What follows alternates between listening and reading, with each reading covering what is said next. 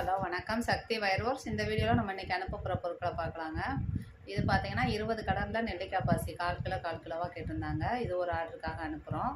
இது பார்த்தீங்கன்னா 3 கட்டு வயரும் 4 கலரில் அரை கிலோ பாசி, சாண்டலு, மெரூனு, ஆரஞ்சு, அதுக்கப்புறம் எல்லோ, லைட் ஆரஞ்சு, இது எல்லாமே ஒரு ஆர்டருக்காக அனுப்புகிறோம். இது பாருங்கள், பேக் பண்ணி ரெடியாக இருக்குது இந்த பாக்ஸு.